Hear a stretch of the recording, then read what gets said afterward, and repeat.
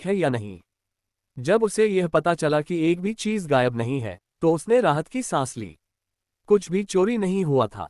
उसने अपने पहरेदारों को पोर्ट जहाज में घुसपैठिए को ढूंढने का आदेश दिया। यहां तक कि खजाने वाले कमरे की भी जांच की गई ताकि पता चल सके कि वहां कोई छिपा तो नहीं है। देवता ने भी पूरे जहाज में खोजबीन की, लेकिन अपराधी नहीं मिला। उन्हें सिर्फ एक नौकर मिला जो अपने कमरे में बंधा हुआ था। उसकी सांसें पहले ही बंद हो चुकी थीं, जिससे वह व्यापारी संघ के लिए बेकार हो गया था। लड़की हितेश को ढूंढने में नाकाम रही और उसने अनुमान लगाया कि चोर पहले ही भाग चुका है, ठीक उसी तरह जैसे वह जहाज में घुसने में कामयाब रहा था।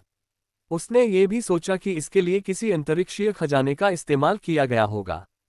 उसने देवता को खजाने वाले कमरे में वापस लौटने और दरवाजा न खोलने का आदेश दिया, भले ही पूरी दुनिया बिखर जाए। देवता ने भी उनकी बात सुनी और खजाने वाले कमरे के अंदर ही रुककर एक बार फिर संरचना को सक्रिय कर दिया। वह कमीना बड़ी तेजी से भागा। अगर मेरे हाथ लग जाता तो मैं अपना समय बर्बाद करने के लिए उसकी खोपड़ी कुचल देता। अर्धदेव खजाने वाले कमरे में वापस चला गया और उसे अंदर से बंद कर दिया। कमरे के अंदर रहते हुए भी वो उस घुसपैठिए को कोसता रहा। उसी का बड़ी ही वजह से उसे व्यापारी संघ की उत्तराधिकारी से डांट पड़ी थी। कमरे के अंदर, जो अनगिनत खजानों से भरा था, वह एक कुर्सी पर बैठ गया और आंखें बंद कर लीं। बाकी यात्रा के दौरान जहाज पर कोई हलचल नहीं हुई। इस दौरान गार्ड और भी ज्यादा सतर्क रहे, लेकिन घुसपैठिया फिर कभी नहीं दिखा। उसके लिए तैयार किए गए सारे जाल बेकार हो गए। क्या उसने सचमुच हार मान ली? किया यू ने मायूसी जताते हुए अपना माथा रगड़ा। वह सचमुच उस घुसपैठिए के अपने अंतरिक्षीय खजाने के साथ लौटने का इंतजार कर रही थी ताकि वह उसे पकड़ सके। उसने जहाज की सुरक्षा में कुछ जगहें भी छोड़ दी ताकि उसका काम आसान हो जाए, लेकिन वह व्यक्ति कभी वापस नहीं लौटा। जल्द ही जहाज अपने गंतव्य पर पहुंच गया। अब उसे लगभग पूरा यकीन हो गया था कि वह व्यक्ति अब वापस नहीं आएगा। चाहे वह कितना भी साहसी क्यों न हो, वह उस कबीले के इलाके में उनके पीछे नहीं आने वाला था। व्यापारी संघ के नेता की बेटी होने के नाते उसे पूरा विश्वास था कि उस कबीले के इलाके में घुसने पर भी उसकी सुरक्षा सुनिश्चित है। फिर भी वह बेचैन महसूस कर रही थी। आखिरकार ये वही कबीला था जिसने कभी पूरे ऊपरी राज्य पर राज किया था। हालांकि दशकों से उन्होंने अपनी ताकत का प्रदर्शन नहीं किया था, फिर भी उस कबीले का खौफ सबके दिलों में बसा हुआ था। उस कबीले के बारे में कई ऐसी कहानियां भी थीं जिन पर यकीन करना मुश्किल था, यहां तक कि उसके लिए भी। फिर भी उन सभी को सच कहा जाता था। सब लोग सम्मानजनक रवैया बनाए रखें, चाहे आप किसी साधारण नौकर से ही क्यों न बात कर रहे हों। अगर आप कोई गलती करेंगे तो यूनियन आपको नहीं बचाएगी। उसने देख पर अपने साथ इकट्ठा हुए साथियों को चेतावनी दी। दूर से उन्हें एक अंधेरी दीवार दिखाई दे रही थी जिसके पार देखना नामुमकिन था। यही वह दीवार थी जिसने राजा के कबीले के इलाके में किसी का भी घुसने को लगभग नामुमकिन बना दिया था। ऐसा कहा जाता था कि कोई देवता भी उस दीवार के पार देखकर राजा कुल की स्थिति का पता नहीं लगा सकता था। कई देवताओं ने ऐसा करने की कोशिश की थी, लेकिन वे सभी असफल रहे।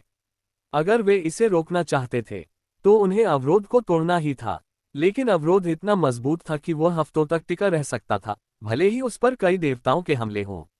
कोई भी देवता उस अवरोध की ताकत को परखना नहीं चाहता था, खासकर इसलिए क्योंकि उन्हें ठीक से पता नहीं था कि राजा का कुल वाकई इतना कमजोर हो गया है या नहीं। कोई भी उस कुल का सामना सबसे पहले नहीं करना चाहता था, भले ही उन्हें जाल की चिंता हो। जहाज अंधेरे अवरोध से कुछ मीटर पहले ही रुक गया। किया यून ने गहरी सांस ली और आगे बढ़ा। हालांकि वह उस बाधा के पार देख नहीं पा रही थी, फिर भी उसे लग रहा था कि कोई दूसरी तरफ है। ऐसा कोई तरीका नहीं था जिससे उस कबीले को उनके आने का पता न चले। नमस्ते, मैं किया यून हूँ, व्यापारी संघ की ओर से। मुझे मेरे पिता ने भेजा है, जो संघ के प्रमुख हैं। अपनी बात खत्म करते हुए वह कुछ सेकंड रुकी। अवरोध का एक छोटा सा भाग गायब होने लगा और एक अंतराल पैदा हो गया जो जहाज के प्रवेश के लिए पर्याप्त था। तुम वही व्यापारी हो जिनके बारे में मास्टर ने मुझे बताया था। दरवाजे के दूसरी तरफ एक आदमी दिखाई दिया। उसने आलीशान कपड़े पहने हुए थे और कंधों पर एक लंबा बैंगनी रंग का लबादा लटका रखा था। उसकी आंखें ऐसी थीं मानो सदियों पुरानी हो। अगर कोई उसकी आंखों पर ध्यान दे तो वह सदियों पुराना राक्षस लग रहा था, लेकिन अगर उसकी पुतलियों को नजरअंदाज कर दिया जाए तो वह मुश्किल से 20 साल का लग रहा था। वह अपनी आभा भी नहीं छोड़ रहा था, फिर भी किया यून को ऐसा लग रहा था जैसे उसका दम घुट रहा हो। ये राजा के कुल का ही एक व्यक्ति था। उसकी रक्त लाल पुतलियां, जिनके बीच में एक छोटी सी अर्धचंद्राकार छाया थी, राजा के कुल की विशिष्ट विशेषताएं थीं। उसने उन आंखों के बारे में बहुत कुछ सुना था। बहुत समय हो गया था जब किसी ने ऊपरी राज्य में उन आंखों को देखा था। क्या तुम मुझसे डरती हो? युवक ने होठों पर मुस्कान लाते हुए कहा। लेकिन उस मुस्कान ने लड़की को ऐसा महसूस कराया जैसे उसे अचानक खून के सागर में धकेल दिया गया हो। यह एहसास केवल एक सेकंड के लिए ही रहा, लेकिन इससे उसकी पीठ ठंडे पसीने से भीग गई। क्या तुम ठीक हो? उस आदमी ने पूछा, लेकिन इस बार उसकी आवाज किया यून के ठीक बगल से आए। लग रहा है जैसे तुमने कोई राक्षस देख लिया हो। मैं उतना डरावना तो नहीं लग रहा हूं, है ना? किया यून ने इस पूरी यात्रा के दौरान खुद को तैयार रखा था, लेकिन जब उसका सामना उस कबीले के एक व्यक्ति से हुआ तो वह सचमुच अभिभूत हो गई। उसने गहरी सांस ली और संभलने की कोशिश की। उसने अपने होंठ खोले, लेकिन इससे पहले कि वह कुछ कह पाती, उस आदमी ने बस हाथ हिला दिए। हमें मेहमानों को आए हुए काफी समय हो गया है। आप अंदर आ सकते हैं। लड़की कुछ बोल भी नहीं पाए, लेकिन जहाज हिलने लगा। उसे हैरानी हुई। उसने पीछे मुड़कर देखा कि उसकी इजाजत के बिना जहाज किसने हिलाया था। तभी उसे पता चला कि जहाज को हिलाने वाला व्यक्ति भी डेक पर ही था। उसके बिना जहाज चल रहा था। क्या वह आदमी उसे नियंत्रित कर रहा था? वह कितना शक्तिशाली था, जो इतने विशाल जहाज को नियंत्रित कर रहा था, जो सुरक्षा कवच से ढका हुआ था। जहाज अवरोध के खुले हिस्से से होकर गुजर गया।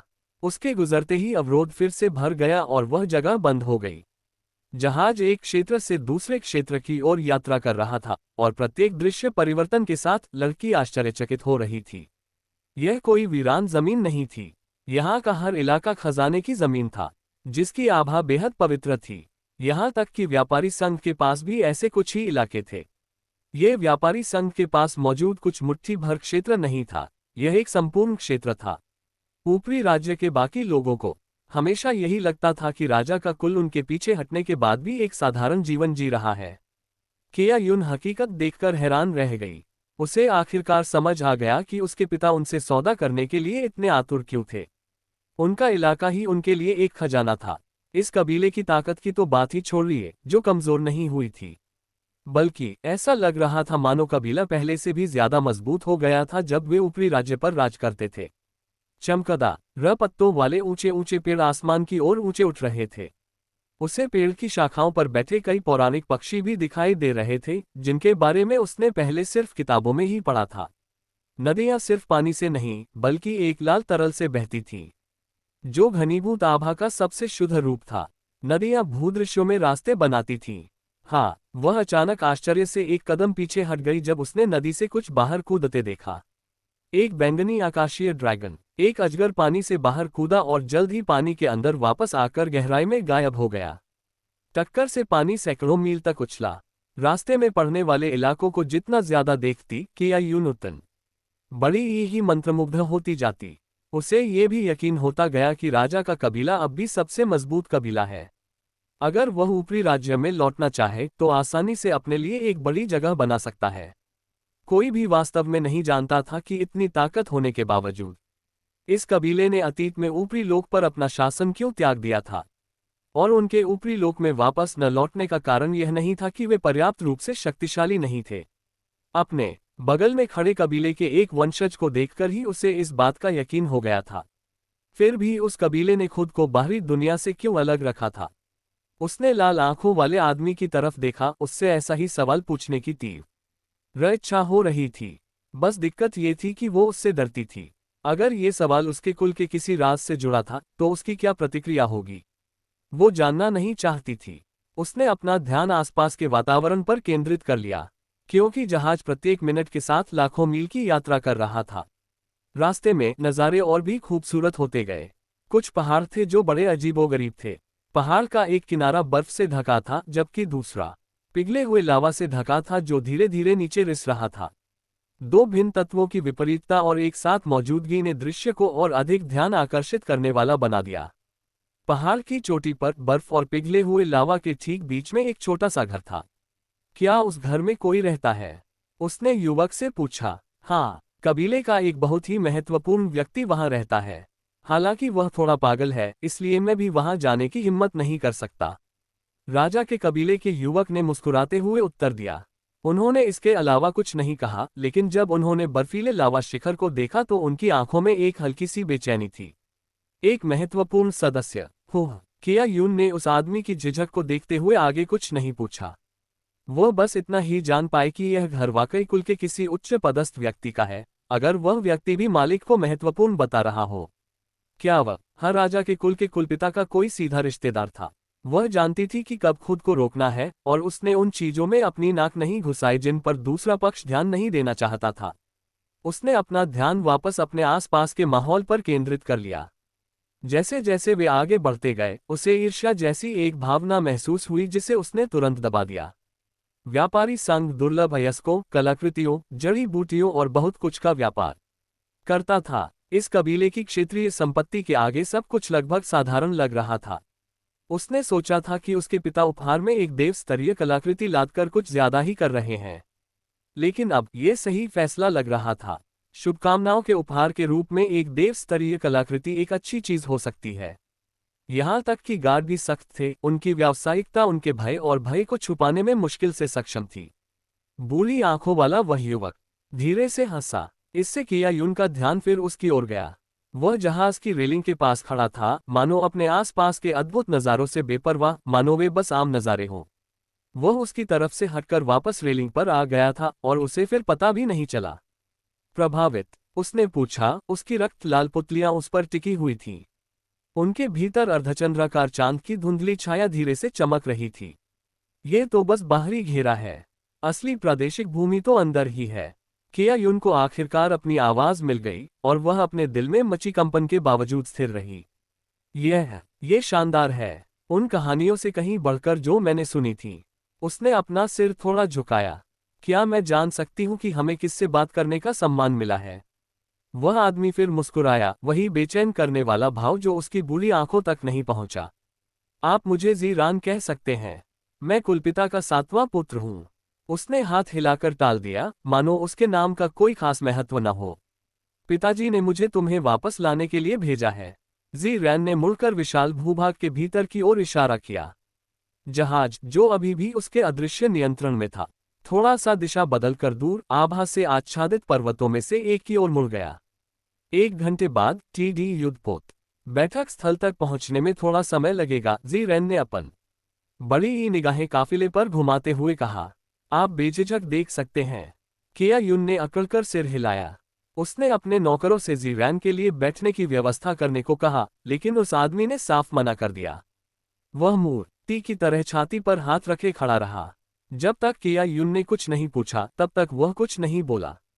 सौभाग्य से यात्रा ज्यादा लंबी नहीं चली। 1 घंटे बाद जहाज नीचे उतरने लगा और अपने गंतव्य पर पहुंच गया। छोटी किया यून ने अपने पहरेदारों से कहा कि वे अपने तैयार किए हुए उपहार बाहर ले आएं। खजाने से भरे बक्से जहाज से उतार लिए गए। देवता का काम लगभग पूरा हो चुका था और राजा के कुल के सेवकों को सौंप दिए जाने के बाद अब उन्हें बक्सों की रखवाली करने की जरूरत नहीं थी। वह किया यून की रक्षा करने के लिए उसके पास लौट आया। वह अकेला ऐसा था जिसने रास्ते में नज़ारा नहीं देखा था, लेकिन बाहर निकलने के बाद उसने जो देखा वह भी कम चमत्कारी नहीं था। आसमान टूटा हुआ था और उसमें कई जगह दरारें थीं।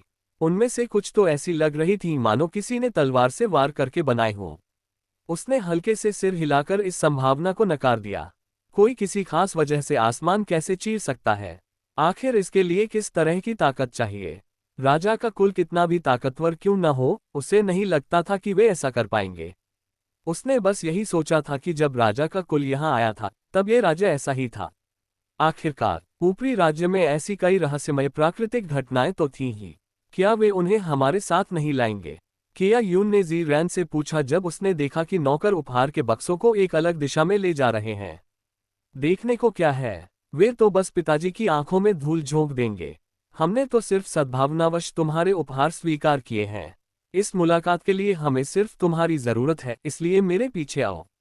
ज़ीरान व्यापारी संघ की उत्तराधिकारी को महल के अंदर ले आए। केवल उसके अर्धदेव रक्षक को ही उसके पीछे अंदर जाने की अनुमति थी। बाकी सभी लोग जहाज पर ही रुक गए थे। जहां तक उपहारों की बात है, किया को नहीं पता था कि उन्हें कहां ले जाया जा रहा था। क्या उन्हें उपहारों के लिए बनी किसी बेतरतीब जगह पर रखा जा रहा था? या उन्हें कचरे की तरह फेंक दिया जाएगा। अगर ऐसा ही होना था तो फिर वह उपहार में भगवान जैसी कलाकृति क्यों लाए? उसके मन में बस यही सवाल था। उसने ज़ीरैन को ये बताने की कोशिश की कि वह उपहार के रूप में एक देव स्तरीय हथियार लाए है, और उससे अनुरोध किया कि कम से कम वह उसे यह उपहार कुलपति को देने दे। जवाब में वह युवक बस हंसा। उसने कुछ कहा भी नहीं, बस हंसता रहा। उसने सचमुच अपनी आंखों में कोई ईश्वरीय वरदान नहीं रखा था। ऐसी बातों की चिंता मत करो, मेरे साथ आओ, मेरे पापा को इंतजार मत करवाओ। आखिरकार उनका मूड तो पहले ही बहुत खराब चल रहा है। उस आदमी ने लड़की से कहा कि जल्दी से उसके पीछे आओ। लड़की के पास कोई चारा नहीं था। वो बस बिना कोई उपहार लिए हार मानकर उसके पीछे चल सकती थी।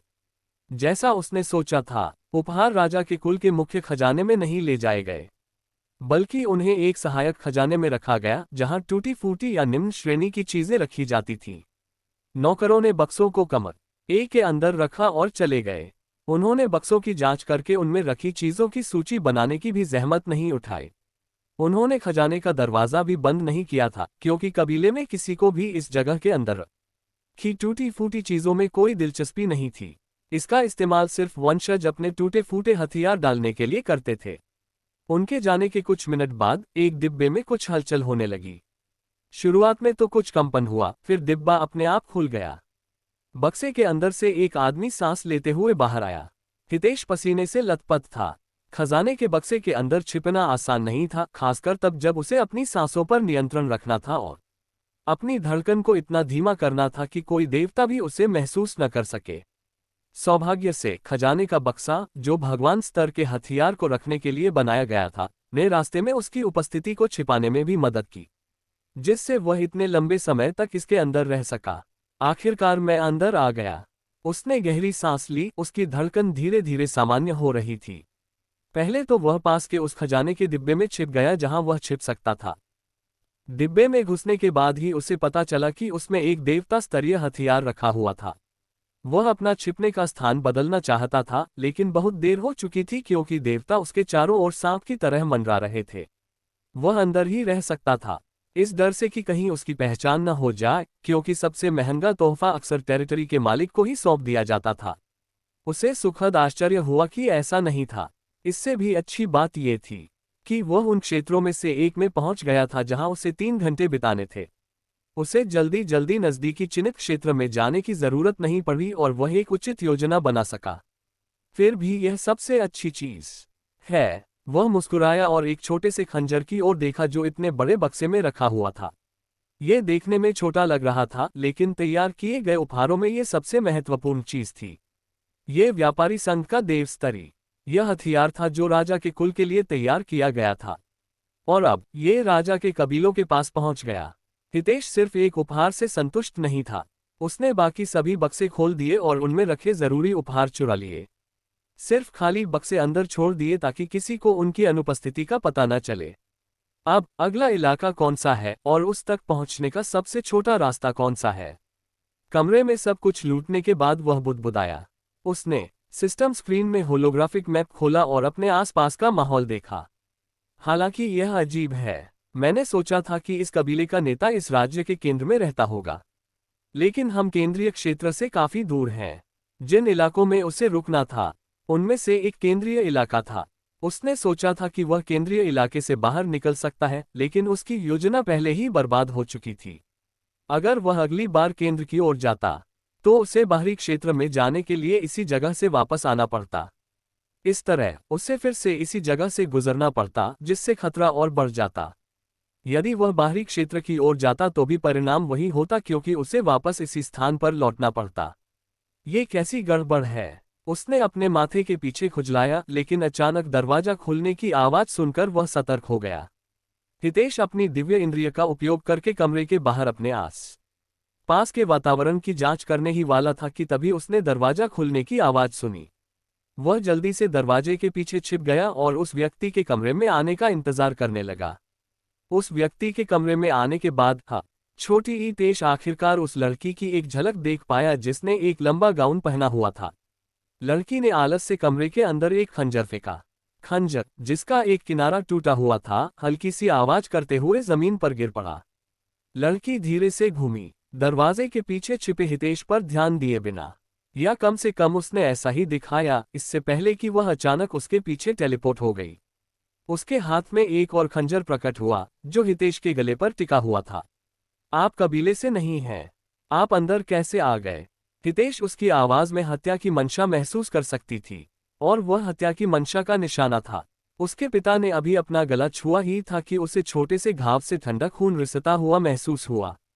हितेश चुप रहा, हालांकि उसे एहसास था कि यह वो जवाब नहीं था जिसकी उसे तलाश थी। ऐसा कोई जवाब नहीं था जो वह उसे दे सके जिससे वह संतुष्ट हो सके।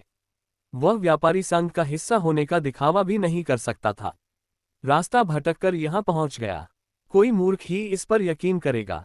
इस समस्या का केवल एक ही सही समाधान था, उसे उस लड़की को मारना था, भले ही वह इस कबीले का हिस्सा बनने लायक ताकतवर क्यों न हो। खजाने के बक्सों से निकाला गया देव स्तर का खंजर अभी भी उसके हाथ में था। उसने बोलना शुरू किया, तभी अचानक चीख पड़ा, रुको, उस पर हमला मत करो। लड़की एक पल के लिए सिहर उठी और उस तरफ एक हने लगी जहां हितेश ने अचानक देखा था। उसे लगा कि वह अकेला नहीं है, उसके साथ उसके और भी दोस्त हैं जो उस पर हमला करने वाले हैं। वह कुछ प्रतिक्रिया देने ही वाला था कि तभी उसे पता चला कि वहां कोई नहीं है, और वह दंग रह गई। वह धोखा खा गई, और उससे भी बुरी बात यह हुई कि उसके पेट में खंजर घुस गया। यहां तक कि हितेश, जो उसके द्वारा पकड़ा गया था, एक छाया में बदल गया और खुद को उसकी पकड़ से मुक्त कर लिया। लड़की ने भौहें सिकुड़ी और अपने पेट की ओर देखा, जिससे खून बह रहा था। उसका गाउन लाल हो गया था, जो उसकी रक्त लाल आंखों से मेल खा रहा था। अगर किसी अमर को भी देव स्तर का खंजर लग जाता तो भी वह गंभीर रूप से घायल हो जाता। लेकिन हितेश तब हतप्रभ रह गया जब उसने देखा कि लड़की का घाव कुछ ही सेकंड में अपने आप ठीक हो गया। मैंने सुना है कि कुछ बाहरी लोगों को मेहमान बनाकर अंदर लाया गया था। क्या आप भी उनमें से एक हैं? मैंने उनसे कहा था कि बाहरी लोगों पर भरोसा न करें, वे मेरी बात ही नहीं सुनते।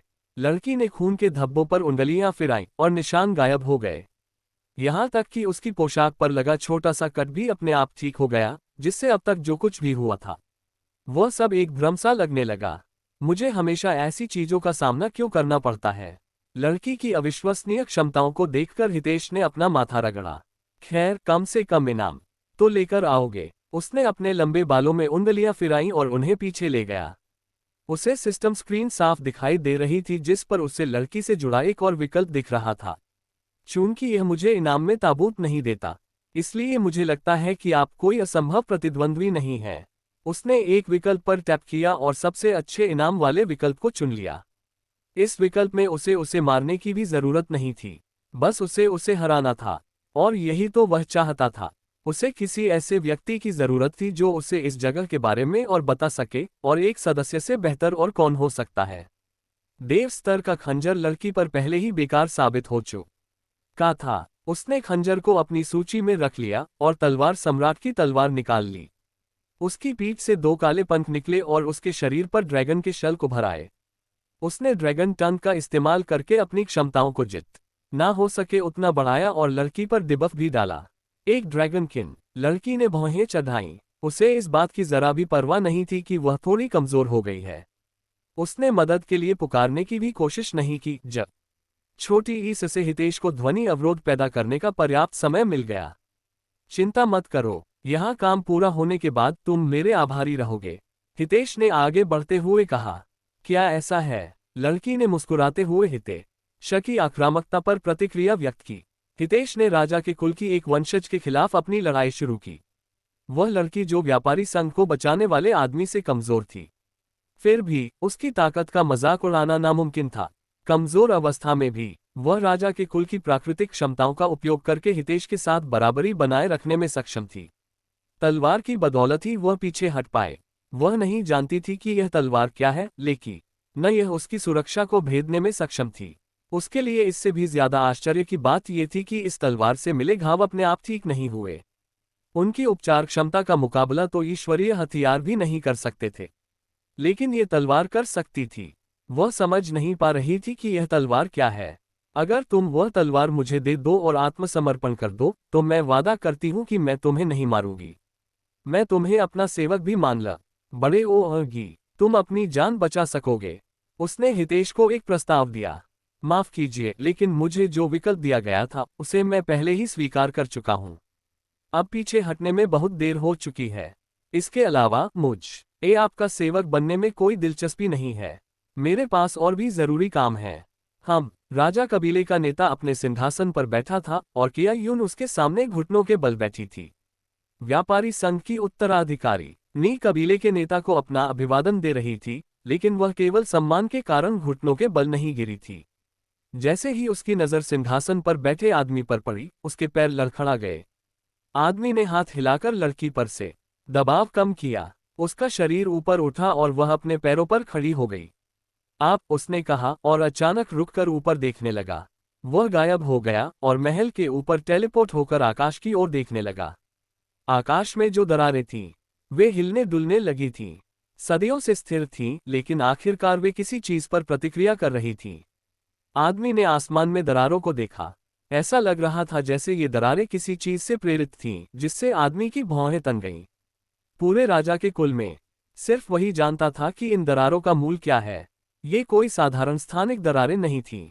ये वे अवशेष थे जो किसी व्यक्ति द्वारा आकाश को कई बार चीरने के बाद बचे थे। आमतौर पर अगर कोई उस जगह को काटने में कामयाब भी हो जाता तो समय के साथ वह जगह अपने आप ठीक हो जाती। लेकिन इतना लंबा समय बीत जाने के बावजूद ये दरारें नहीं भरी थीं। स्थानिक दरारें स्थानिक सुरंग के किसी दूसरे द्वार से जुड़ती भी नहीं थीं।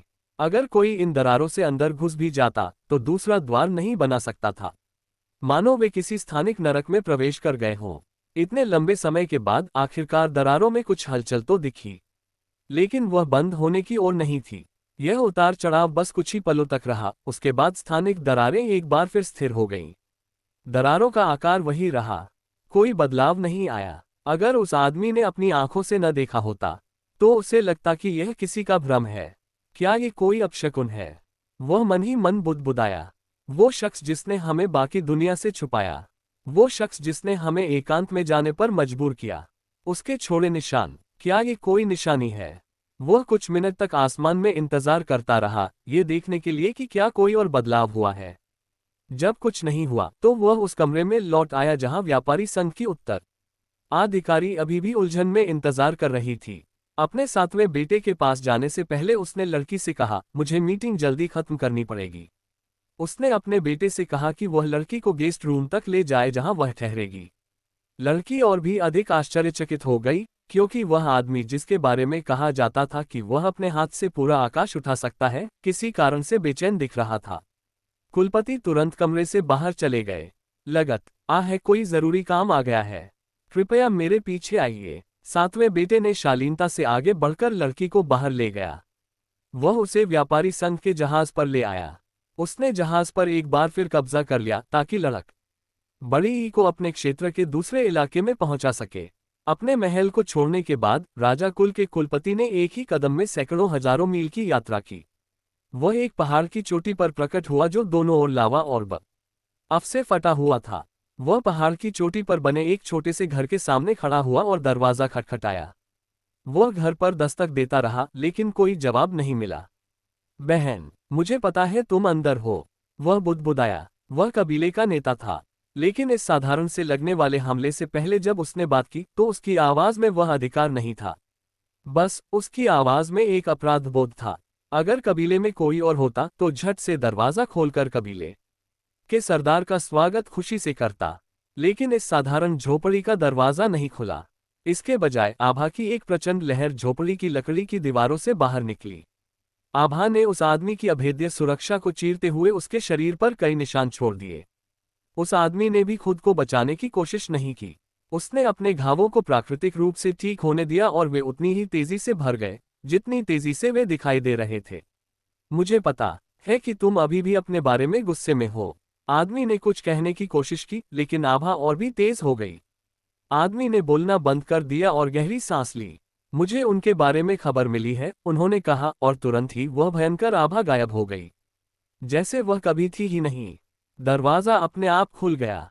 अधेड़ उम्र का मुखिया उस छोटी सी झोपड़ी में दाखिल हुआ और उसकी नजर एक औरत पर पड़ी जो बेहद पीली दिख रही थी। वह बरसों से इस जगह पर रह रही थी, लेकिन समय का असर अभी तक उस पर नहीं पड़ा था। वह लगभग 30 साल की लग रही थी। उसके चेहरे का आकर्षण अभी कम नहीं हुआ था, लेकिन उसकी खूबसूरत लाल आंखें बेजान हो चुकी थीं। वह खिड़की के पास सब बैठी बाहर देख रही थी। उसने अपने भाई की तरफ मुड़कर भी नहीं देखा, हालांकि वे दोनों एक दशक से भी ज्यादा समय से आमने सामने नहीं हुए थे। मुझे लगता है कि आपने भी आकाश में ये घटना देखी होगी, उसने महिला से पूछा, जिसे खिड़की से आकाश की दरारों का स्पष्ट दृश्य दिखाई दे रहा था। उस घटना को देखने के बाद भी उसने जरा भी प्रतिक्रिया नहीं दी थी। उसने तो कबीले की बात की परवाह करना ही छोड़ दिया था। आपने कहा था कि आपके पास उनके बारे में खबर है, उसने कहा। बहुत दिनों बाद उस आदमी ने पहली बार अपनी बहन की आवाज सुनी थी, लेकिन उस खूबसूरत आवाज में सिर्फ उदासी और थोड़ी सी द्वेष भरी हुई थी। आदमी ने अपना सिर उठाया और दीवारों की ओर देखा, जहां दो चित्र टंगे हुए थे, यद्यपि थोड़े टेढ़े मेढ़े। किसी भी चित्र में महिला नहीं दिखाई गई। बाईं ओर वाले चित्र में एक छोटा बच्चा था जो बस कुछ ही दिनों का था। उसने छोटे लेकिन प्यारे नीले रंग के कपड़े पहने हुए थे। दूसरे चित्र में एक बच्चा लाल रंग के कपड़े पहने हुए था। दोनों बच्चे बिल्कुल एक जैसे लग रहे थे, चाहे उनका चेहरा हो या कोई और खूबी। दोनों बच्चों की आंखें परिवार की खास लाल आंखें थीं। आमतौर पर लाल आंखें जैसी विशेषताएं किसी कबीले के सदस्य में 18 साल की उम्र के बाद ही दिखाई देती हैं, लेकिन इन दोनों बच्चों में रक्त लाल आंखें जन्म से ही दिखाई दे रही थीं। चित्र को देखकर उस आदमी को वह समय याद आ गया जब ये चित्र बनाए गए थे। उसी ने ये चित्र बनाए थे जिनमें उसके प्यारे नवजात भतीजों का चित्रण था। वह पल आज भी उसके ज़हन में ताज़ा था, मानो कल की ही बात हो जब वह बच्चों का बड़ी ही पेंटिंग बना रहा था। उसकी बहन उसके ठीक बगल में खड़ी थी और बार बार शिकायत कर रही थी कि उसकी कलाकृतियां उसके बच्चों की असली खूबसूरती को दर्शाने में नाकाम रही हैं। वह बहुत खुशी का समय था, कुलपति ने अपनी आवाज में दुर्लभ कोमलता के साथ बुदबुदाया, जबकि उनकी निगाहें चित्रों पर टिकी रहीं। अपनी मुलाकात की अहमियत को याद करते हुए उसने जल्दी से खुद को संभाला। उस व्यक्ति की तलवार से दरारों में जो उतार चढ़ाव आए थे, उसके बारे में तुम क्या सोचते हो? क्या वो जिंदा हो सकता है, या ये महज एक इत्तेफाक है? उसकी बहन खिड़की के पास अपनी सीट से धीरे से उठी, उसकी हरकतें ऐसी अकड़ गई मानो बरसों से हिली ही न हो। उसकी पोशाक का पीला कपड़ा लकड़ी के फर्श से छू रहा था। वह उसकी ओर बढ़ी, उसकी बेजान आंखें उससे हट ही नहीं रही थीं। उसे वह दिन साफ साफ याद था, जिस दिन वे शापित दरारें पहली बार दिखाई दी थीं। अपनी तलवार के एक ही वार से उस आदमी ने स्वर्ग को कई टुकड़ों में बांट दिया था। जिस आदमी ने ये किया, औरत की आवाज धीमी मगर ठंडी थी। जिसके अहंकार ने स्वर्ग को दाग दिया और मेरे बच्चों को चुरा लिया। यदि वह सचमुच जीवित है, तो हम इस स्थान को छोड़कर ऊपरी क्षेत्र में वापस जा सकेंगे, उसने कहा। जवाब में महिला ने उसे ठंडी निगाहों से देखा। उसे तो बस ऊपरी लोक में लौटने और इस अभिशाप से मुक्ति पाने की चिंता थी, लेकिन उसके लिए यह कोई मायने नहीं रखता था। उस आदमी को उस औरत की नजरें देखकर एक ठंडी सी ठंडक महसूस हुई। राजा कुल का कुलपिता होने के बावजूद वह लगभग कांप उठा। बेशक जो बात अधिक महत्वपूर्ण है वह है अपने बच्चों का पता लगाना। उन्होंने अवचेतन रूप से स्पष्ट किया कि वे जुड़वा बच्चों के बारे में नहीं भूले हैं। वह महिला चित्र की ओर बढ़ी और उसकी उंगलियां चित्र से छू गईं। उसने कभी भी अपने बच्चों से मिलने की उम्मीद नहीं छोड़ी थी। हालांकि कबीले के कई लोगों का मानना था कि बच्चे शायद पहले ही मर चुके होंगे। सिर्फ कबीले का सरदार ही उसे बार बार यकीन दिलाता रहा कि उसके बच्चे जिंदा होंगे। उसे ये भी यकीन नहीं था कि वह सचमुच ऐसा मानता भी था या नहीं, या वह बार बार इसलिए ऐसा कहता रहा था ताकि वह उम्मीद न खो दे और पिछली बार की तरह पागल न हो जाए। लगता है उस आदमी का उन्हें मारने का कोई इरादा नहीं था। मुझे यकीन है कि वे भी तुम्हारी और अपने पिता की तरह स्वस्थ और मजबूत होते। कौन जाने मेरे भतीजे अब तक मेरे जितने लंबे हो गए हों। महिला की उंगलियां चित्र को इस कदर छूती रहीं कि उनके पास पकड़ने के लिए कुछ नहीं बचा। उसका हाथ कमजोर होकर नीचे गिर गया और उसने अपने भाई की ओर देखा। क्या मैं व्यापारी संघ से संपर्क स्थापित करने में कामयाब नहीं हो पाया हूं? उनकी मदद से मुझे यकीन है कि हम जल्द ही अपने भतीजों का पता लगा लेंगे। दशकों से वे अपने भतीजों और उन्हें यहाँ कैद करने वाले व्यक्ति को ढूंढने के लिए किसी को भेजने की कोशिश कर रहे थे, लेकिन दुर्भाग्य से उनके वंश पर लगे अभिशाप ने उन्हें इस क्षेत्र से बाहर जाने से रोक दिया। वे लगभग उम्मीद छोड़ ही चुके थे कि अचानक एक आदमी उनके राज्य में दाखिल हुआ। उस आदमी के जरिए उन्हें पिछले कुछ दशकों में ऊपरी राज्य में हुए सभी बदलावों के बारे में पता चला। व्यापारी संघ के साथ स्थापित करने का निर्णय लेने से पहले उन्होंने काफी समय तक विचार किया था।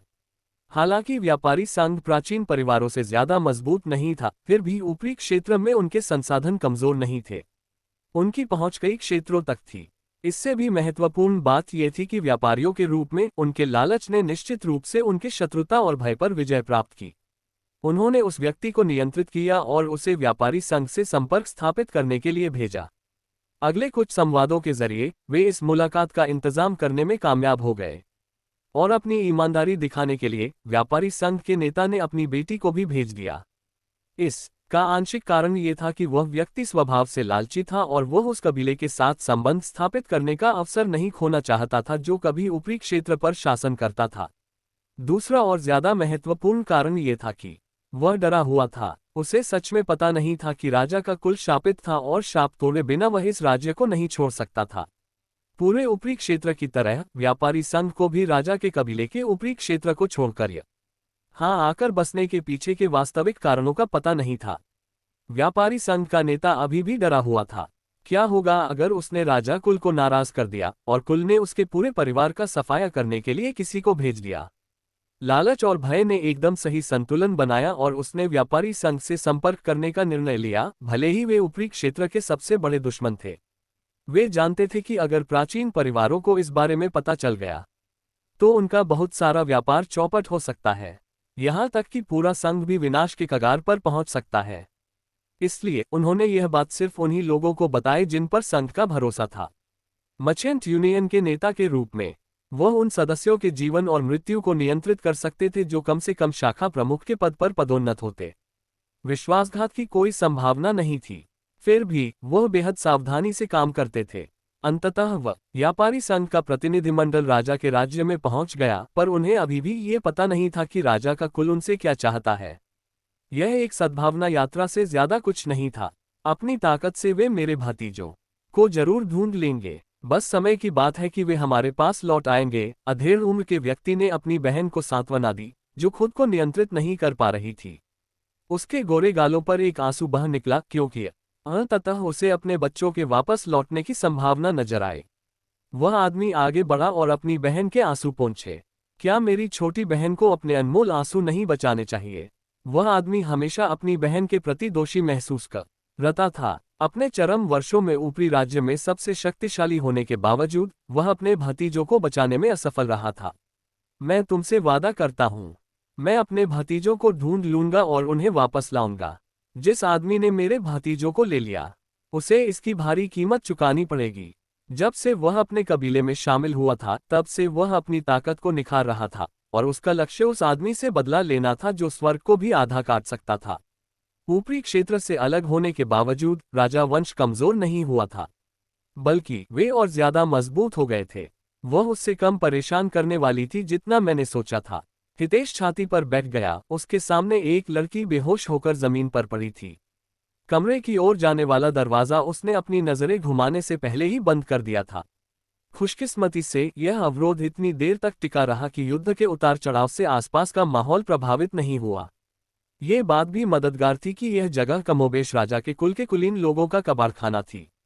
अपनी दिव्य इंद्रिय का इस्तेमाल करने के बाद भी उसे आसपास कोई और दिखाई नहीं दे रहा था। तलवार इन लोगों पर मेरी सोच से कहीं ज्यादा असरदार थी। ऐसा लगता है जैसे यह उनके लिए ही बनी हो। युद्ध शुरू होने के कुछ ही सेकंड के भीतर उसने उसे बेहोश करके युद्ध समाप्त कर दिया।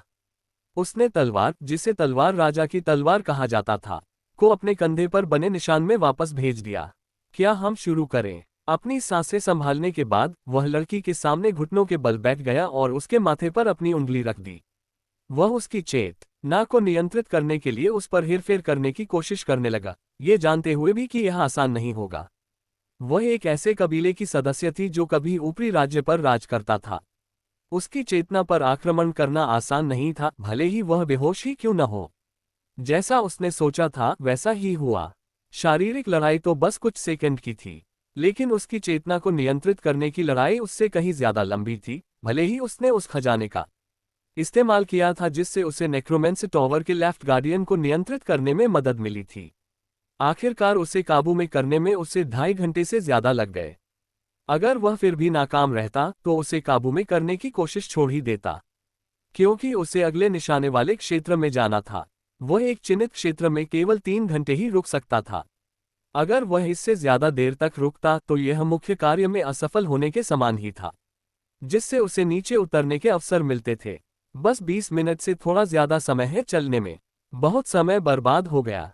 वह एक खजाने के संदूक से पीठ टिकाए बैठा था, उसका शरीर पसीने से लथपथ था। यद्यपि उसने 1 घंटे तक कोई शारीरिक युद्ध नहीं लड़ा था, लेकिन कबीले के एक छोटे से युवक की चेतना को नियंत्रित करने के प्रयास ने ही उसे लगभग थका दिया था। उठो, अब जाने का समय हो गया है, उन्होंने कहा और एक बोतल निकाली जिसमें परिष्कृत आभा भरी हुई थी, जिसका उपयोग उच्च जगत के लोग आपात स्थिति के दौरान अपनी शक्ति पुनः प्राप्त करने के लिए करते हैं। ये वह चीज थी जो उसने आइस मेडेन पैलेस मास्टर की स्टोरेज वाली अंगूठी से चुराई थी, और साथ ही अपनी हथकड़ी की चाबी भी। उसने सोचा भी नहीं था कि यह इतनी जल्दी काम आ जाएगी। मुझे कुछ और चुराना चाहिए था, उसने तरल की प्रशंसा की। उसकी आधी ही ताकत और सहनशक्ति वापस आ पाए थी। गनीमत ये भी थी कि उसका स्तर महल के मालिक से बहुत कम था। उसके लिए तो एक पूरी बोतल भी काफी नहीं होती। उसकी आज्ञा पाकर लड़की ने भी अपनी आंखें खोली। वह खड़ी हो गई और हितेश को आदरपूर्वक प्रणाम किया और उसे गुरु कहकर पुकारा। क्या आपके पास पहनने के लिए कुछ और है? हितेश ने अपने होठों पर एक व्यंग्यात्मक मुस्कान के साथ पूछा।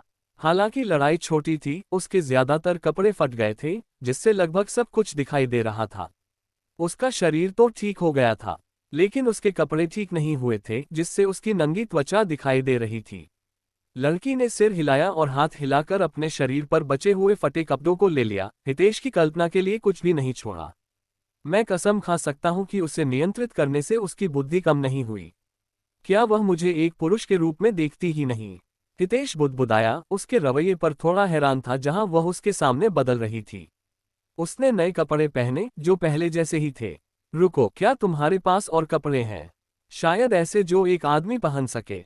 हितेश ने पूछा। लड़की ने सिर हिलाया। उसने सिर्फ वही कपड़े रखे जो उसे फिट आते थे, क्योंकि अभ्यास के दौरान उनके कपड़े अक्सर खराब हो जाते थे।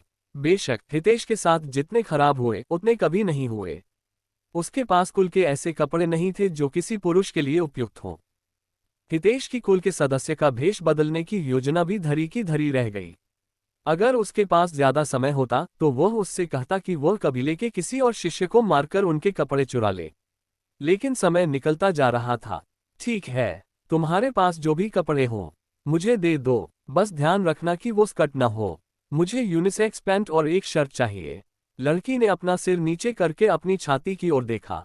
वह अपनी कमीज के बटन खोलने लगी और उसकी नजरें उलझन में थीं। अरे बेवकूफ, मैं तुम्हारे अतिरिक्त कपड़ों की बात कर रहा हूं। अगर तुम मुझे अपने कपड़े दे दोगे तो क्या तुम नंगे ही बाहर निकल जाओगे? गुरुजी, ये वे हैं जो मैंने छोड़े हैं। तुमने केवल एक ही अतिरिक्त रखा है। हितेश ने अपने माथे पर हाथ मारा, जबकि लड़की ने केवल सिर हिलाया। उफ, ठीक है। हितेश ने गहरी सांस ली। उसने लड़की को होलोग्राफिक नक्शा दिखाया। क्या आप मुझे बता सकते हैं कि 20 मिनट के भीतर इस स्थान पर पहुंचने का सबसे तेज तरीका क्या है? इस तरीके में ये भी सुनिश्चित करना होगा कि मैं बाहरी व्यक्ति के रूप में पकड़ा न जाऊं। ये जगह। लड़की ने अपना सिर झुका। या 20 मिनट में वहां पहुंचना नामुमकिन है। अगर सबसे तेज भी हो तो कम से कम 40 मिनट लगेंगे, अगर मापदंड यह है कि पता न चले। 40 मिनट, ये बहुत ज्यादा है। क्या कोई और विकल्प नहीं है? एक विकल्प तो है, लेकिन इसमें आपके पकड़े जाने का खतरा है। इसीलिए मैंने समय की गणना में उसे शामिल नहीं किया। चूंकि यह एक आपात स्थिति है, हम इसी योजना पर चलेंगे। मुझे बताओ कि वह तरीका क्या है। मैं कुछ सोचता हूँ। जब हितेश ने इस तरीके के बारे में सुना तो वह लगभग असमंजस में पड़ गया कि हंसे या रोए। इस तरीके में पकड़े जाने की संभावना नहीं थी, बल्कि पकड़े जाने की निश्चितता थी। 20 मिनट के भीतर उस स्थान पर पहुंचने की उसकी योजना एक जहाज चुराने और उसका उपयोग करने की थी।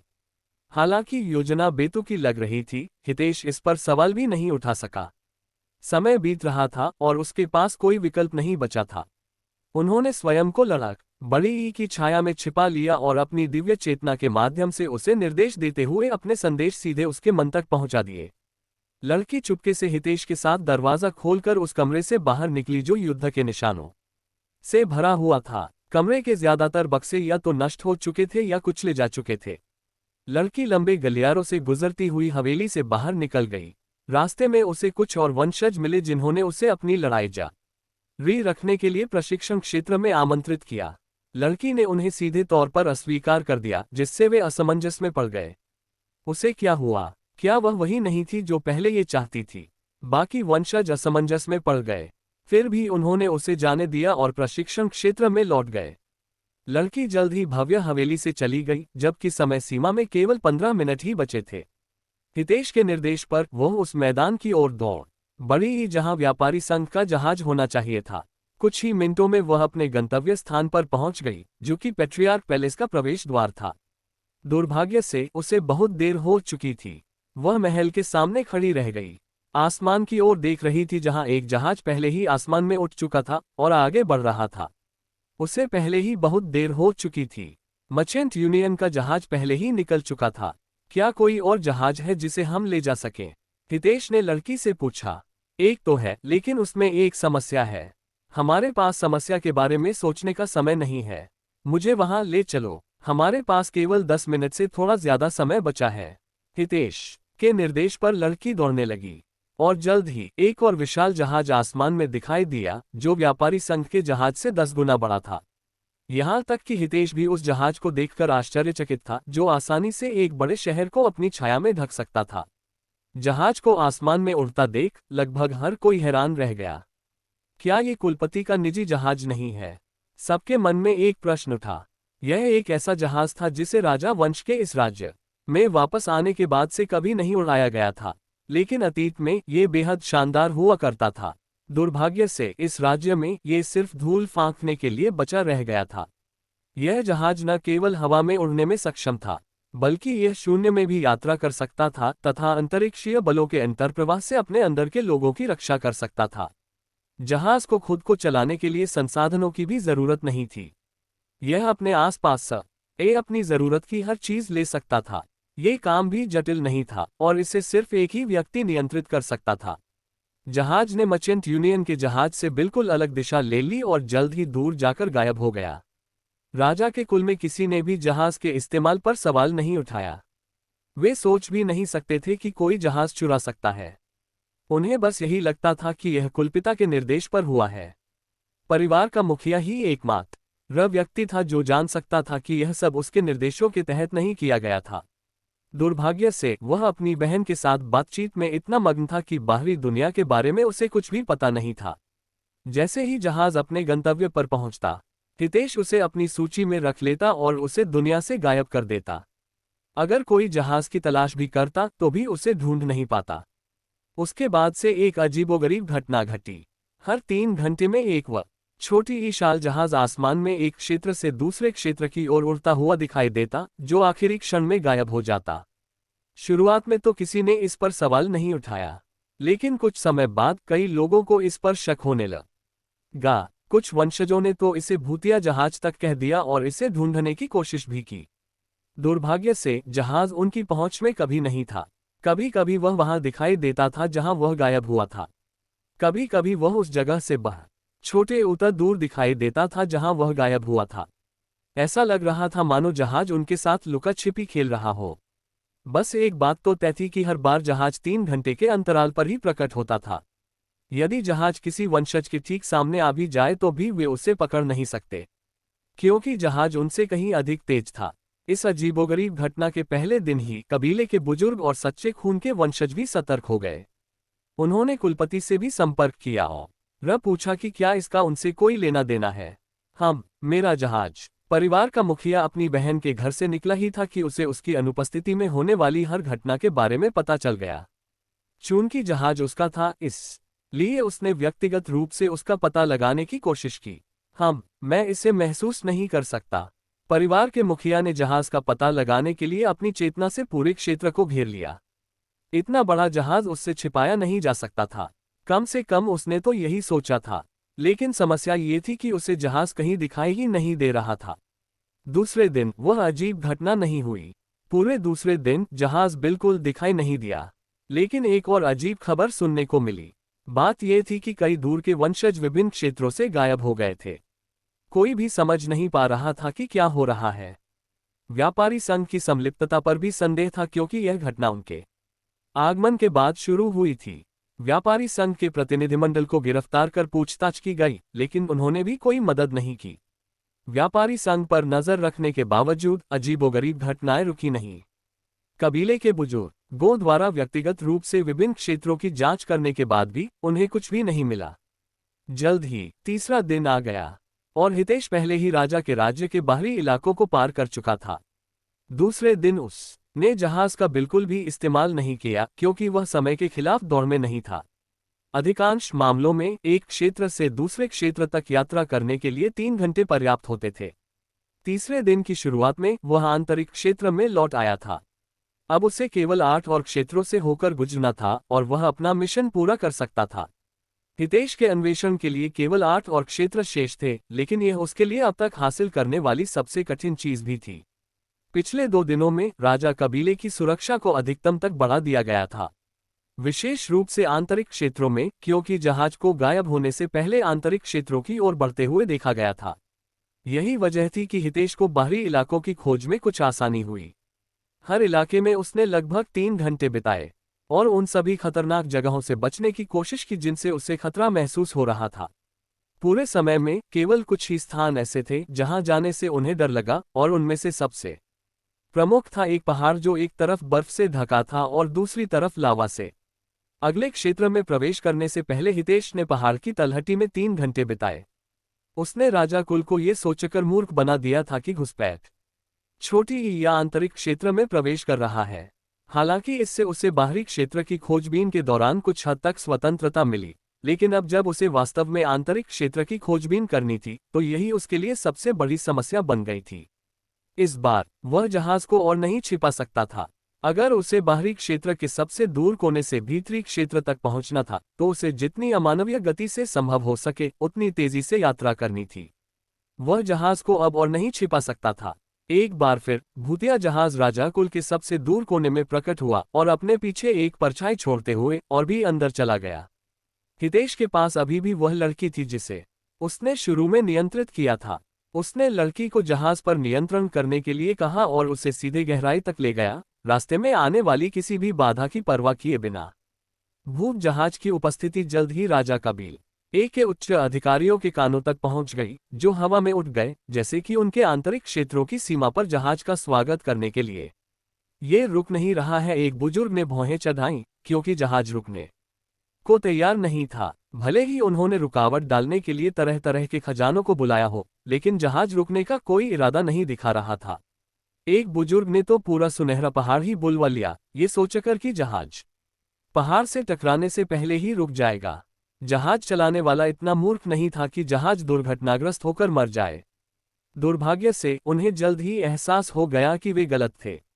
जहाज की गति न सिर्फ धीमी हुई बल्कि उसकी गति और तेज हो गई। यह जहाज राजा कुल का खजाना था। हालांकि इसका इस्तेमाल लंबे समय से नहीं हुआ था, फिर भी यह उन सबसे कीमती चीजों में से एक थी जिन्हें बनाने में कुल ने अतीत में बहुत मेहनत की थी। कबीले का कोई भी सदस्य नहीं चाहता था कि जहाज नष्ट हो जाए। हालांकि ऐसी अफवाहें थीं कि उस बहुमूल्य जहाज में एक दुष्ट आत्मा विकसित हो गई थी जो उसे नियंत्रित करती थी। अगर यह नहीं रुका तो बहुत बड़ा नुकसान होगा। पहाड़ पर नियंत्रण रखने वाला बुजुर्ग हिचकिचाने लगा। इससे कोई फर्क नहीं पड़ता कि जहाज नष्ट हुआ या पहाड़ की आत्मा। दोनों ही सूरत में ये राजा कुल का नुकसान था। वह पसीने से लथपथ हो गया, क्योंकि उसने देखा कि जहाज ने रक्षात्मक संरचना को सक्रिय कर दिया है, ठीक उसी समय जब वह पहाड़ पर गिरने वाला था। धमाका टिल्ड। ये दुर्घटना इतनी जोरदार थी कि पूरा राज्य कांप उठा, क्योंकि राजा वंश के 2 महत्वपूर्ण खजाने आपस में टकरा गए। टक्कर इतनी जोरदार थी कि कुछ बुजुर्ग लोग भी पीछे की ओर उड़ गए और बड़ी मुश्किल से हवा में नियंत्रण पा सके। उन्हें निराशा हुई कि पहाड़ ही टूट गया। इस बीच जहाज में बस कुछ ही दरारें आईं, क्योंकि वह जहाज के अंदर से उड़ते मलबे के बीच से तेजी से निकल गया। कुछ बुजुर्ग बमुश्किल जहाज की चपेट में आने से बचे। बस बहुत हो गया। आसमान से एक गूंजती हुई आवाज आई। बादल छट गए और एक विशाल सुनहरा हाथ नीचे उतरा, मानो सीधे स्वर्ग से आ रहा हो। विशाल हाथ जहाज से भी बड़ा था। उस हाथ की बस एक उंगली पहाड़ से भी बड़ी थी। उस सुनहरे हाथ ने शून्य में तेजी से भागते जहाज को थाम लिया और उसे वापस खींच लिया। उस ताड़ के पेड़ के भीतर एक सुनहरी आग भड़क उठी जिसने जहाज के अंदर की हर चीज को जलाना शुरू कर दिया। सिर्फ वो चीजें नहीं जली जिनसे जहाज बना था। जहाज के अलावा बाकी सब कुछ जलकर राख हो गया। चाहे वो कोई जीवित प्राणी हो या आत्मा, इससे कोई फर्क नहीं पड़ता था। जब तक वे जहाज पर थे, उनकी दर्दनाक चीखें भी जलकर राख हो गईं। उस हाथ ने जहाज को नियंत्रित करने वाली हर चीज को जला दिया। से उस व्यक्ति की पहचान की जरा भी परवाह नहीं थी। वह बस जहाज को रोकना चाहता था ताकि आगे कोई तबाही न हो। जहाज को नियंत्रित कर रही लड़की को अपने चारों ओर बस एक सुनहरी लौ दिखाई दे रही थी। आग की लपटों ने हितेश का उस पर से नियंत्रण छीन लिया और वह मदद के लिए चिल्लाए और दूसरों को बताया कि वह निर्दोष है। दुर्भाग्यवश उसकी आवाज अभी गले से बाहर निकली ही थी कि उसके शरीर के साथ साथ उसके स्वर तंत्र भी जल गए। अभी अभी उसकी चेतना लौटी थी और वह मरने ही वाली थी। वह कुछ भी नहीं कर सकती थी सिवाय उस आदमी को कोसने के जिसने ये सब किया था। वह मौत के बाद भी चैन से नहीं सो पाए, बल्कि उससे और भी ज्यादा अन्याय महसूस सब हुआ क्योंकि जो व्यक्ति इसके लिए जिम्मेदार था वह जहाज पर था ही नहीं। यह क्या भयानक है, हितेश ने दूर से अविश्वास से आकाश की ओर देखते हुए बुदबुदाया। जैसे ही जहाज पहाड़ से टकराया, उसने शोरगुल का फायदा उठाकर जहाज से नीचे छलांग लगा दी और सही समय पर भीतरी क्षेत्र में पैर रख दिया। उसने सोचा था कि राजा के कबीले के बुजुर्ग उस जहाज का पीछा करेंगे जो उन्हें एक बेकाबू सैर पर ले गया था। उसे उम्मीद नहीं थी कि जहाज इतनी जल्दी पकड़ा जाएगा, खासकर ऐसी स्थिति में। उसने राजा वंश की ताकत के बारे में सिर्फ सुना था, पर उसे पहली बार प्रत्यक्ष रूप से देख रहा था। अगर वह उनके चंगुल में फंस गया तो वह अपनी किस्मत की कल्पना ही कर सकता था। उनकी ताकत देखकर उसके दिमाग में एक ही शब्द आया, देवता। देवताओं। यह एकमात्र विचार था जो हितेश के दिमाग में आया जब उसने आकाश और उस शक्तिशाली शक्ति को देखा जो सबके सामने प्रदर्शित थी। राजा का कबीला पहले से ही बहुत मजबूत था। यह उससे भी कहीं ज्यादा मजबूत था जो उसने आर्केडिया कबीले के वंशजों की यादों से सीखा था। राजा वंश बहुत शक्तिशाली था, इसके बावजूद उन्हें ऊपरी राज्य के एक छोटे से कोने में दबा दिया गया था। उसे नहीं लगता था कि यह कबीला अपनी मर्जी से अलग थलग पड़ा है। लेकिन अगर ऐसा नहीं था तो फिर उन्हें इस छोटे से दायरे में रहने के लिए किसने मजबूर किया होगा, बिना इस दायरे से बाहर कदम रखने की हिम्मत किए। मेरे प्यारे सिस्टम, इसमें कोई आश्चर्य की बात नहीं कि इनाम इतने अच्छे थे। इस जगह पर जीवित रहना एक नश्वर के रूप में सबसे ऊंचे पहाड़ पर चढ़ने से भी ज्यादा कठिन है। कबीले के बुजुर्ग राहत की सांस लेते हुए जहाज को देख रहे थे। जहाज अभी भी सही सलामत था, हालांकि उसमें कुछ छोटी मोटी दरारें थीं। राहत के साथ साथ उन्हें थोड़ा अफसोस भी हुआ क्योंकि उन्होंने रास्ते में कुछ अनमोल चीजें खो दी थीं, जैसे कि आकाशीय पर्वत। अगर मुझे पता होता कि वह इसे इतनी आसानी से रोक पाएगा तो मैं सेलेस्टियल माउंटेन की बलि न देता। कितना बड़ा नुकसान है। एक बूढ़ा आदमी अपना सिर पकड़ता रहा और हताशा में बार बार सिर हिलाता रहा। आसमान से उतरा विशाल ताड़ का पेड़ जल्द ही गायब हो गया और एक अधेड़ उम्र का आदमी उस शून्य से बाहर निकला और उसने बूढ़े के कंधे पर हाथ रखा। मैं बाद में आपको मुआवजा दे दूंगा, अधेड़ उम्र के व्यक्ति ने कहा और बुजुर्ग ने केवल अपनी जीभ चटकाए। मैं कुलपिता की बात सुनूंगा। उसने अपना सिर नीचे किया और पीछे हट गया ताकि परिवार का मुखिया आगे बढ़ सके। बुजुर्ग और परिवार के मुखिया विशाल जहाज पर उतरे और जहाज पर हुए नुकसान का जायजा लेने लगे। खुशकिस्मती से ज्यादा नुकसान नहीं हुआ था। सोचना भी क्या, इस लड़की का हाथ होगा इन सब के पीछे। क्या वो पागल हो गई है या कुछ और? एक और बुजुर्ग ने अपने पैरों के सामने पड़ी अंगूठी और पहचान पत्र को देखते हुए मन ही मन कोसा। उन सभी ने उस व्यक्ति को देखा था जो जहाज को नियंत्रित कर रहा था। वह कोई और नहीं बल्कि कबीले की एक छोटी लड़की थी। मुझे यकीन नहीं हो रहा, वह ऐसा कुछ क्यों करेगी, एक बुजुर्ग ने घबराए हुए स्वर में कहा। क्या आप वाकई इस बात पर विश्वास नहीं करना चाहते क्योंकि वह लड़की आपकी पोती थी? आखिर आपने उस मूर्ख लड़की का ऐसा क्या सिखाया कि उसने ऐसा कुछ किया? पहले तो बुजुर्गों ने सोचा था कि जब वह लड़की कुछ अन्य वंशजों के साथ लापता हुई थी तो उसका भी अपहरण कर लिया गया था। लेकिन जब उन्होंने उसे जहाज को नियंत्रित करते हुए पहाड़ पर दुर्घटनाग्रस्त होते देखा तो साफ हो गया कि इस सब के पीछे वही थी। हालांकि लड़की के पास ऐसा करने का कोई कारण नहीं था, फिर भी बुजुर्गों ने जो अपनी आंखों से देखा था उसे नकार नहीं सकते थे। वे वास्तविकता से इनकार नहीं कर सकते थे। परिवार का मुखिया भी हैरान था। जहाज रोकने की कोशिश में लड़की की मौत हो गई थी, यहां तक कि उसकी आत्मा भी नष्ट हो गई थी, जिससे वे आत्मा की खोज करने में असमर्थ हो गए। क्या सचमुच वह इस सब के पीछे थी? हर कोई जहाज को देखकर विचलित था, क्योंकि उन्हें विश्वास था कि उन्हें भूत जहाज की घटना के पीछे का अपराधी मिल गया है।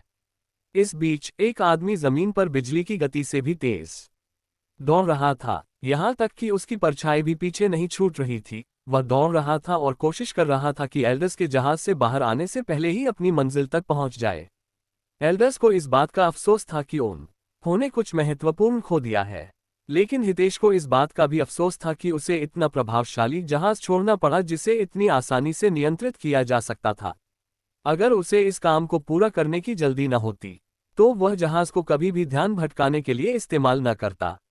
बदकिस्मती से यही एकमात्र ऐसा ध्यान भटकाने वाला हथियार था जो उसे मौका दे सका और राजा वंश की बढ़ी हुई सुरक्षा को भंग कर सका। जब तक वे मानते थे कि असली अपराधी मर चुका है, तब तक बुजुर्गों को आंतरिक क्षेत्र की खोज में व्यस्त रखने का कोई मतलब नहीं था। जैसा उसने सोचा था, अगले कुछ घंटों में सुरक्षा व्यवस्था काफी कम हो गई थी। भूतिया जहाज वाली घटना के बाद एल्डर्स जल्द ही अपने घरों को लौट गए। यहाँ तक कि परिवार के मुखिया भी, जब कोई गड़बड़ी का सबूत नहीं मिला, वापस लौट आए। उन्होंने मर्चेंट यूनियन के साथियों को संक्षिप्त स्पष्टीकरण देते हुए रिहा कर दिया। मर्चेंट यूनियन की राजकुमारी ने इसके लिए राजा कुल को दोष नहीं दिया, या यूं कहें कि वे इस कुल को दोष देने का जोखिम नहीं उठा सकती थीं। हालांकि उन्हें एक घर में बंद करके बार बार पूछताछ की गई, फिर भी उन्हें न तो सजा दी गई और न ही उन्हें चोट पहुंचाई गई। इससे भी ज्यादा महत्वपूर्ण बात यह थी कि जब राजा कुलपिता ने व्यक्तिगत रूप से कार्रवाई की, तो उन्होंने एक भयावह आभा महसूस की थी। व्यापारी सम घ के देवता भी परिवार के मुखिया की आंखों में देखने की हिम्मत नहीं कर पाए। राजा कुल नेता ने व्यापारी संघ के उत्तराधिकारी के साथ अपनी बातचीत जारी रखी तथा उन्हें यहां बुलाने के अपने इरादे बताने लगा। तुम चाहती हो कि हम तुम्हारे लिए 2 लोगों को ढूंढें? युवती तुरंत सतर्क हो गई। वह उन लोगों की पहचान जानने के लिए सचमुच उत्सुक थी जिन्हें राजा कुल भी ढूंढना चाहता था। क्या इसका ऊपरी लोक से उनके गायब होने के कारण से कोई संबंध है, वह सोच रही थी। ... बस एक आखिरी जगह। तीसरे दिन का अंत होने वाला था जब हितेश आखिरी क्षेत्र से पहले रुक गया। बस 3 घंटे और वह अपनी खोज पूरी करने वाला था। ये वही इलाका था जो राजा कबीले के असली इलाके में था। राजा कुल के इलाके में हितेश को यह एहसास दूसरी बार हुआ था। उसने अभी आखिरी इलाके में कदम भी नहीं रखा था कि उसकी आंखों में तेज दर्द होने लगा था। उसकी आंखें भारी होने लगीं, लेकिन ये दर्द उसके सिर तक नहीं पहुंचा। क्या यही जगह है जिसकी वजह से तुमने मुझे ये खोज दी है? उसने बुदबुदाते हुए अपनी व्यवस्था पर सवाल उठाया, लेकिन उसे कोई जवाब नहीं मिला। ज्यादातर समय सिस्टम क्वेस्ट महत्वहीन या असंबंधित लगते थे, लेकिन उसने उनके बीच एक पैटर्न देखा था। ये सभी क्वेस्ट उसके लिए एक मार्गदर्शक की तरह थे जो अक्सर इस प्रक्रिया में उसकी मदद करते थे। ये खोजें यादृच्छिक खोजों की तरह कम और अस्पष्ट पूर्वाभासों की तरह अधिक थीं जो उन्हें इसके उद्देश्यों का अनुमान लगाने के लिए कहती थीं। उसने अपनी खोज लगभग पूरी कर ली थी, लेकिन उसे अभी भी राजा वंश के बारे में कुछ भी उपयोगी नहीं मिला था। ये वंश बहुत शक्तिशाली था और इसके पास ढेरों खजाने थे। उनके हर इलाके में जहां वह गया था, कुछ न कुछ खास था, जैसे अनोखी जड़ी बूटियां या फिर घूमते हुए अनजान जानवर। ये कीमती था, लेकिन उन्होंने सोचा कि यह उनके लिए कोई विशेष उपयोगी चीज नहीं है, यहां तक कि उन्होंने यहां आकर अपनी जान जोखिम में डाल दी। अगर यह जगह भी वैसी नहीं है, तो मुझे मानना पड़ेगा कि जहाज वही है जो वह चाहता था। हालांकि इसे दोबारा चुराना थोड़ा मुश्किल होगा। हितेश अपना माथा रगड़ते हुए आखिरी क्षेत्र में दाखिल हुआ, और जैसे ही उसने अंदर कदम रखा, उसे लगा जैसे उसका दिल तेजी से धड़क रहा हो। एक पल के लिए उसे लगा जैसे उसके आसपास की पूरी दुनिया खून से लाल हो गई हो। आंखें मलने के बाद ही दुनिया सामान्य हुई। क्या ये जगह मुझे मतिभ्रम करा रही है? जैसे ही आखिरी 3 घंटे का समय शुरू हुआ, वह अजीब सी अनुभूति पर विचार करने लगा। एक बार जब वह यहाँ 3 घंटे पूरे कर लेगा, तो वह अंततः अपने क्लोन की मदद करने के लिए, भले ही अस्थायी रूप से, अपनी दुनिया में वापस लौटने का कौशल सीख सकेगा। वे कैसे हैं? उसने आत्मा रानी से पूछा। ये सभी स्थानों में सबसे सुरक्षित स्थान माना जाता था, लेकिन यहाँ एक भी व्यक्ति इसकी रखवाली नहीं कर रहा था। यद्यपि वह छिपकर आक्रमण कर रहा था, फिर भी आंतरिक क्षेत्र के अन्य क्षेत्रों की तुलना में इस क्षेत्र में घुसपैठ करना उसके लिए आसान था। अच्छा नहीं, मुझे नहीं लगता कि वे 3 घंटे तक जिंदा रह पाएंगे। महल की दीवारें टूट चुकी हैं। पुजारिन के पहरेदार पहले ही शहर में घुस चुके हैं। क्या राजा का भाई गिर गया? हितेश का अपने क्लोन से ज्यादा उम्मीद नहीं थी, लेकिन उसे उम्मीद थी कि पवित्र राजा का भाई कम से कम दुश्मनों को थोड़ी देर और रोक लेगा। फिर भी उन्हें दो मुख्य पात्रों का सामना करना पड़ रहा है। सहायक पात्रों ए अधिक की अपेक्षा करना शायद बहुत ज्यादा होगा। हितेश ने अपनी गति बढ़ा दी, हालांकि इसका कोई मतलब नहीं था। वैसे भी 3 घंटे पूरे होने तक वह कुछ नहीं कर सकता था। राजा का भाई अभी तक मारा नहीं गया है। उस उत्तर से आए एक अजीब आदमी ने पकड़ लिया है। अगर स्पिरिट क्वीन ने भी उस आदमी को अजीब कहा था तो हितेश को उसकी पहचान के बारे में ज्यादा अंदाजा लगाने की जरूरत नहीं थी। वह उत्तरी महाद्वीप का मुख्य पात्र था। दुश्मनों द्वारा उसकी जितनी ज्यादा हत्याएं होती, वह तुरंत पुनर्जीवित होकर उतना ही शक्तिशाली बन सकता था। इसीलिए उसने अपने क्लोन को यह संदेश दिया था कि वह सुनिश्चित करे कि साम्राज्य में कोई भी उस आदमी को न मारे। उन्हें बस उसे बिना मारे नीचे गिराना था। दुर्भाग्य से ये कहना जितना आसान था, करना उतना आसान नहीं था, क्योंकि संदेश तभी पहुंचा जब वह ऊपरी क्षेत्र में पहुंच गया और आत्मा रानी से संपर्क करने में कामयाब हो गया। क्या गड़बड़ है? शायद मुझे इतनी जल्दी नरक में जाने से बचना चाहिए था। मुझे नहीं पता था कि अगर मैं कुछ हफ्ते के लिए अनुपस्थित रहा तो पूरी दुनिया बिखर जाएगी।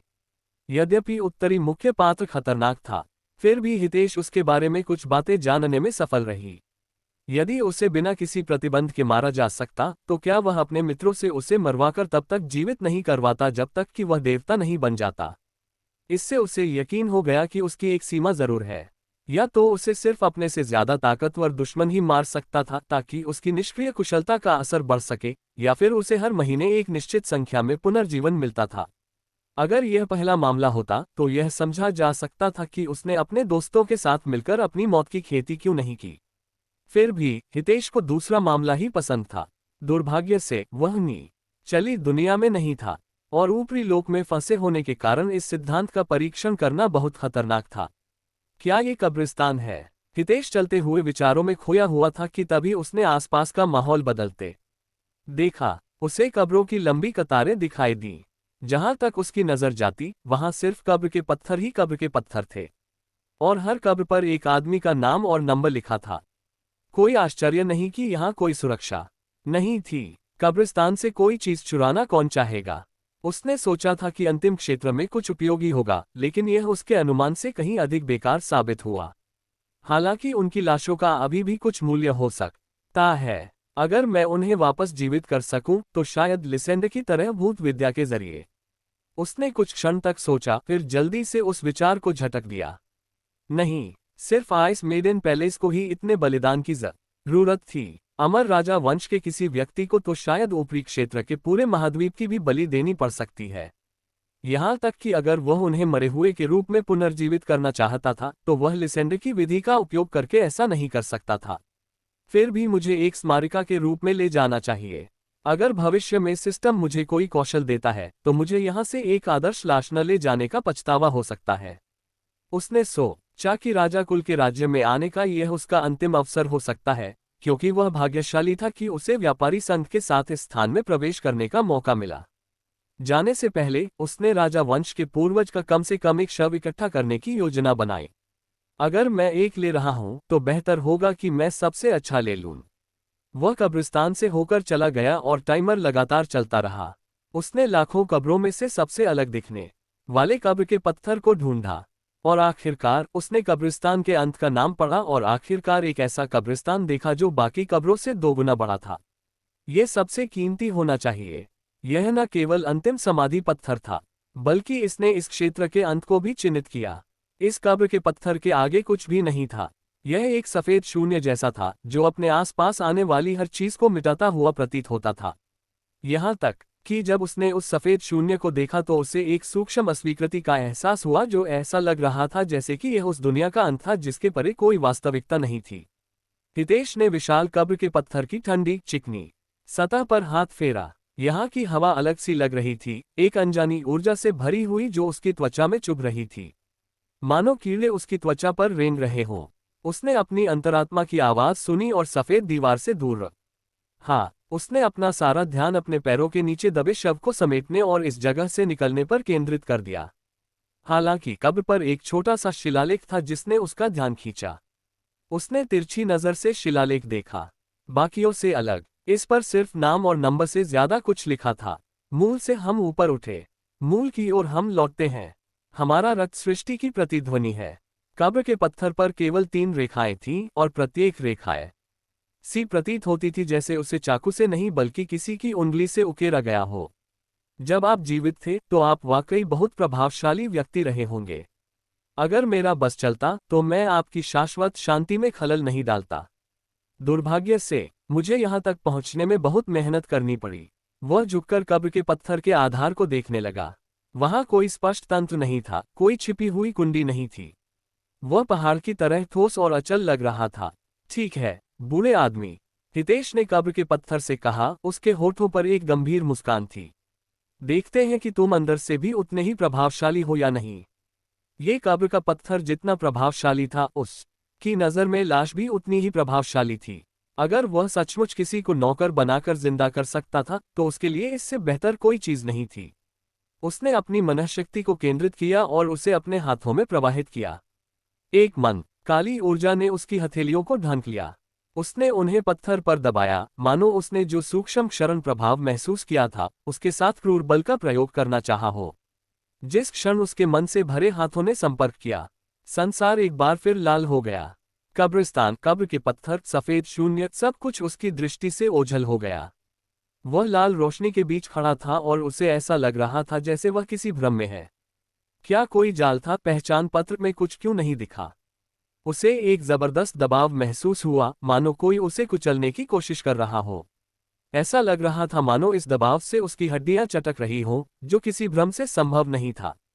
System quest updated, ancestral echo. उद्देश्य, राजा कुल के पूर्वज की इच्छाशक्ति का सामना करना और उसे आत्मसात करना। समय सीमा, क्षेत्र टाइमर के साथ सिंक्रोनाइज। इनाम, कौशल, उतरना। अवशोषण प्रतिशत के आधार पर बोनस पुरस्कार। अवशोषित हितेश ने भौहें चढ़ाईं, दबाव से उसके घुटने मुड़ने का खतरा था। यही तो खोज चाहता था। क्या ये कोई घोटाला नहीं है? उसे वादा किया गया था कि अगर वह हर क्षेत्र में 3 घंटे बिता सके तो उसे अवतरण कौशल मिलेगा। यही वह विकल्प था जिसे उसने चुना था। और जब वह आखिरी क्षेत्र में पहुंचा तो अचानक खोज अपडेट हो गई। इससे उसे आखिरकार समझ आ गया कि छोटी ईरा विकल्प उसे इस जगह क्यों ले आए थे। वे उसे सिर्फ इलाके की खोजबीन करने के लिए नहीं, बल्कि इस विरासत को चुराने के लिए इस जगह तक पहुंचाना चाहते थे। अगर आप बस यही चाहते थे कि मैं किसी दूसरे कबीले की विरासत लूट लूं, तो आप ज्यादा सीधे हो सकते थे। दूसरे इलाकों की खोज में मेरा समय क्यों बर्बाद कर रहे हो? हितेश परेशान होना चाहता था, लेकिन वह व्यवस्था पर गुस्सा भी नहीं हो सकता था, क्योंकि विरासत इस वंश के पूर्वज से आई थी, तो वह प्रभावशाली लगती थी। इसके अलावा विरासत उसे यह परीक्षा देने में सक्षम थी। इसका मतलब था कि इस विरासत को लेने के लिए उसे किसी का वंशज होना जरूरी नहीं था। यह एक अप्रत्याशित लाभ था। और अगर सिस्टम ने क्वेस्ट अपडेट नहीं भी किया होता तो भी वह इस परीक्षा को पूरा किए बिना नहीं जा सकता था। आखिरकार वह तो इसमें फंस ही गया था। खोज के बिना भी वह यह इनाम लेने वाला था। यह एक अच्छे कौशल जितना ही खास लग रहा था। ये लेन, क्या तुम अब भी मुझे सुन सकती हो? हितेश ने दबाव का विरोध करते हुए बड़बड़ाया। मुश्किल से उसकी आवाज धीमी और तनावपूर्ण आई, मानो किसी व्यवधान की परतों से छन कर आ रही हो। तुम कहाँ हो? मुझे तुम्हारी मौजूदगी का एहसास क्यों नहीं हो रहा? क्या तुम किसी खतरे में हो? आत्मा रानी के साथ संबंध फिर से कमजोर हो गया और वह उसकी मदद करने में असमर्थ हो गई। इसकी चिंता मत करो, मैं तो बस तुम्हें ये बताना चाहता था कि उन्होंने येलेन से कहा कि वह पवित्र साम्राज्य के युद्ध की स्थिति पर नजर रखे और यदि संभव हो तो अपनी सुरक्षा को खतरे में डाले बिना अपने क्लोन को लंबे समय तक जीवित रहने में मदद करे। बदकिस्मती से अचानक ही संपर्क टूट गया। ये वैसा ही था जैसा नर्क में होने पर हुआ था। वह येलेन को बिल्कुल भी महसूस नहीं कर पा रहा था। उससे बात करना तो दूर की बात थी। वह दबाव जो उसके शरीर को घुटनों पर ला रहा था, वह भी गायब हो गया था। उसकी जगह अब एक ज्यादा सुकून देने वाली शक्ति थी जिसने उसे ठीक किया और उसकी थकान दूर कर दी। दुनिया अब भी लाल थी, लेकिन इस लाल दुनिया में अब वो अकेला इंसान नहीं था। वहां एक और भी मौजूद था।